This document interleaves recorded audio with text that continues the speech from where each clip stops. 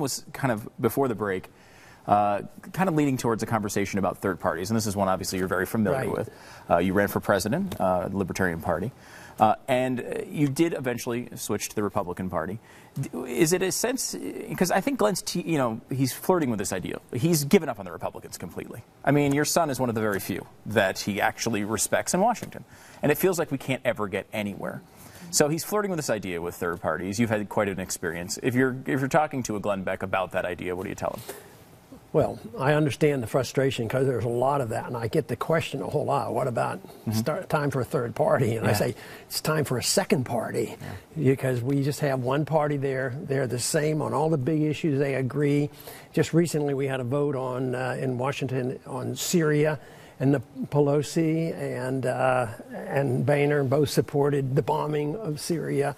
They both support the Fed. They both work together on the big issues. They fight and argue over power and things, but it was a bipartisan thing that went, with leadership to, pass that horrible budget resolution just recently, the continuing resolution. No, the frustration level is real high. There's some reasons why I'm not too optimistic about it because, we send our armies over to the Middle East and around the world to spread democracy. Of course, I don't like that word as well as I like a free society and a few other things in a republic. But we send our troops over there and people die and say, you have elections and do this. And they have elections, then we don't like who gets elected, and then we throw them out and put our dictator in. So we're total hypocrites when it comes to it. But here at home, there's no democracy at home. You have a one-party system. There's two parts of it, Republicans and Democrats. They exclude, any alternative party. You can't get in debates. It's hard to get on the ballots. So it's very frustrating. So I think more in terms of the intellectual climate that will change the ideas of both parties. Now, when it came to the bombing in Syria, Obama had to quit. Why? Because the people rebelled. Republicans and Democrats and independents said, no, we don't need another war. And that is what I think happens. In the early 1970s, Nixon, when he closed the gold window and got us a gold standard, he says, we're all Keynesians now. Well, he was right. The Democrats were Keynesians, Republicans were Keynesians, but ideas have to infiltrate the whole culture, and whether, you have to get Republicans and Democrats and independents to agree we don't need the Federal Reserve fixing interest rates.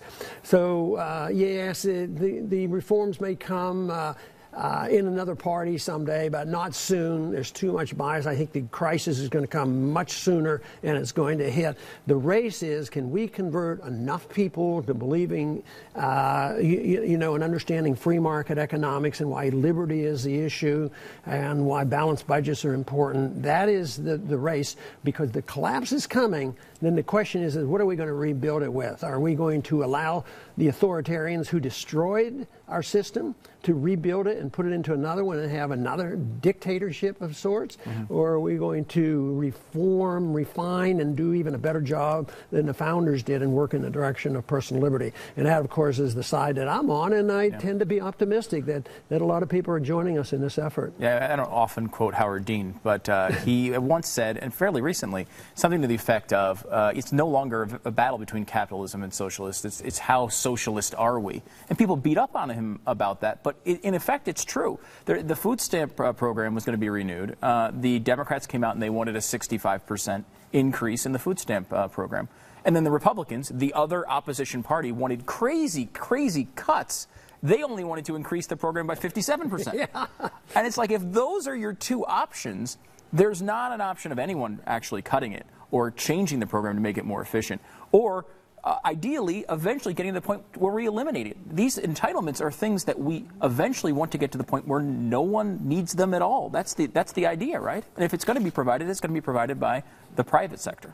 That's right, but right now they don't see it that way, and they talk about the socialism that's coming, and there's different forms of socialism. You have a fascist Nazi type of socialism, National Socialism versus communism type, and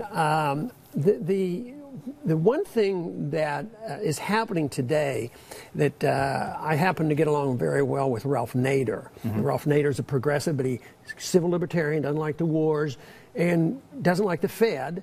And he likes me because when I attack what's going on, I talk about corporatism. You know, the corporations or anything. But those of us who believe in free enterprise and free markets and capitalism, they blame this corporatism for all its fault, you know, protecting Wall Street and the military-industrial complex. They say, see, it doesn't work, it doesn't work. It has nothing to do with freedom. Yeah. You know, but it's corporatism, which Mises, the great Austrian economist, said corporatism will lead us to fascist type of a type of government. And look at it. You know, did Obama, you know, exclude the drug company and the insurance companies from he they seem protects to be very them. Happy with this. They're happy with it. It's big money, big corporations, and if the intellectual battle we have is making sure that freedom and free markets and property rights don't get blamed for the crisis we have and say, see, you guys had it, and look at how it's failed.